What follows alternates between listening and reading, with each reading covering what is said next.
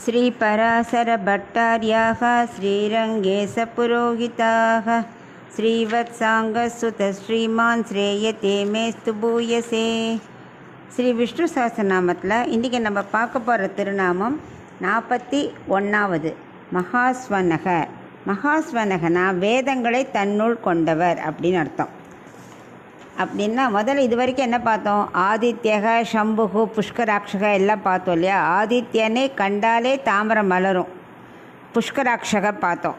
ஆனால் அந்த ஒளி கிட்டக்க தள்ளி இருக்கு மலருது. அந்த ஒளியை கொண்டு தாமரை ஆதித்யனுக்குள்ளேயே கொண்டு போயிட்டால் என்ன ஆகும்? தாமரை கருகும் இல்லையா?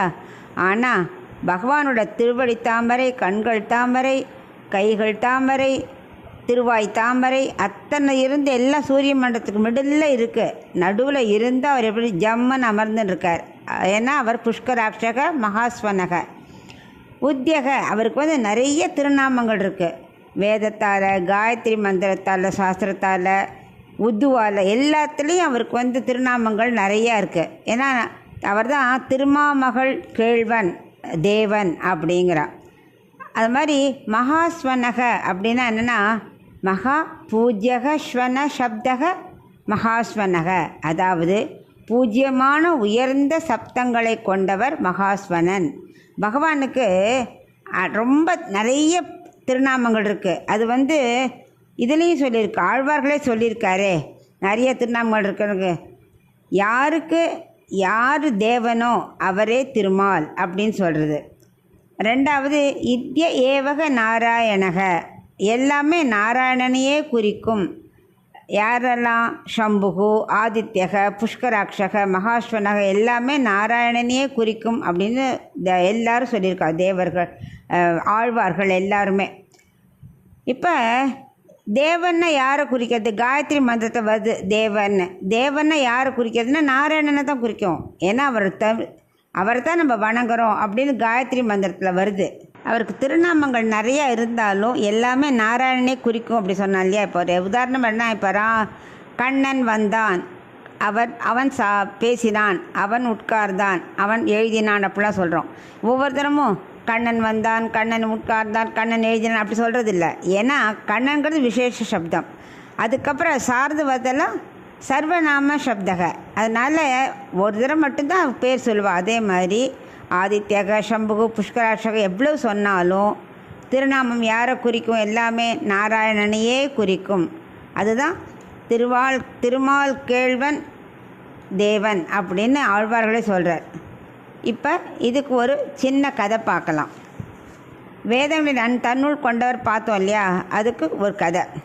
பிரம்மாவை ஸ்ரீமன் நாராயணன் என்ன பண்ணார்? முதல்ல படைத்தார். படைச்சிட்டு வேதங்களெல்லாம் அவருக்கு உபதேசித்தார். இந்த வேதங்களை கொண்டு உலக படைக்க சொன்னார் பகவான் பிரம்மாவை. ஆனால் எல்லா வேதங்களையும் படித்த உடனே பிரம்மாவுக்கு கொஞ்சம் கர்வம் வந்துடுத்து. தனக்கு தான் எல்லா வேதமும் தெரியும் அப்படின்னு ஒரு கர்வம் தலை தூக்கிடுது. சரி, இவருக்கு பாடம் புகட்டணும்னு பகவான் நினச்சார். மது கைடபர் 2 அசுரர்கள் என்ன பண்ணார்? அனுப்பினார் பகவான். அந்த 2 பேரும் பிரம்மாட்ட போய், சிறு குழந்தையாக பிரம்மா இருந்தார் இல்லையா, அப்போ குழந்தையிலே அவருக்கு எல்லா ஞானமும் வந்துடுத்து. ஸோ அந்த மது கைடபரும் அவரோட பிரம்மாவோட விளையாடிகிட்டே இருந்தா. விளையாடின்னு இருக்கும்போது என்ன ஆச்சு? 2 பேரும் வேதத்தை எடுத்துன்னு போயிட்டா. வேத ஓலைச்சுவடி இருக்கும் இல்லையா, அதை திருடின்னு போயிட்டா. பிரம்மாவால் சிருஷ்டிக்கவே முடியல. ஏன்னா 4 வேதங்களும் 4 முகம் கொண்ட பிரம்மா இல்லையா, படித்து அதில் சொல்லி இருக்கும்படி தானே படைக்கணும். வேதம் போனது இவரால் படைக்கவே முடியல. நாம் 4 வேதம் கற்றுருந்தோமே, எவ்வளோ கர்வமாக இருந்தோம். இப்போ என்ன ஒன்றுமே வரமாட்டேங்கிறது? வேதம் ஓலை திருடு போன உடனே நமக்கு எதுவுமே வரமாட்டேங்கிறதே அப்படியே யோசித்தார். அப்போ தான் நாராயணோட நினைவு வந்தது. ஆகா, நம்ம படித்த ஸ்ரீமன் நாராயண அவர்கிட்ட போய் நம்ம கர்வம் கூட எனக்கே எல்லாம் தெரியும்னு நினச்சோமே, நம்மளை படித்தே நாராயணன் தானே அவரை பிரார்த்தித்தார். உடனே பகவான் என்ன பண்ணார்? குதிரை முகம் கொண்ட ஹயக்ரீவராக திருவதாரம் செஞ்சு, இன்னும் திருவேந்திரம் இப்போவும் இருக்கார். திருவேந்திபுரத்தில் பகவான் ஹயக்ரீவராக காட்சியளிக்கிறாரே, அந்த ஹயக்ரீவர் என்ன பண்ணார்? மது கைடவர் 2 அசுரர்களையும் வதம் செஞ்சு வேதங்களை மீட்டு பிரம்மாட்ட கொடுத்தார். குதிரையாக வந்தார் இல்லையா? குதிரையின் ஒலி தான் நம்ம கணைத்தல்னு சொல்கிறோம். அது மூலமாக தான் வேத ஒலியை வெளியிட்டார் பிரம்மா. அதை மீட்டு கொடுத்தார் பகவான். அதான் ஸ்வனக அப்படின்னாக்கா ஒலி. மகாஸ்வனக அப்படின்னா கணைப்பு ஒலியாலேயே வேதங்களை வெளியிட்டவர்னு. இதனால் பகவானுக்கு மகாஸ்வனகன்னு ஒரு திருநாமம் உண்டு. நாமும் மகாஸ்வனாயை நமக அப்படி சொல்லி வந்தோம்னா நமக்கும் நினைவாற்றல் நன்னா பெருகும். ஹயகிரி பெருமாள் நமக்கு நன்னா அனுகிரகம் பண்ணுவார். அதுதான் இந்த மகாஸ்வனகங்கிற திருநாமத்தோட அர்த்தம்.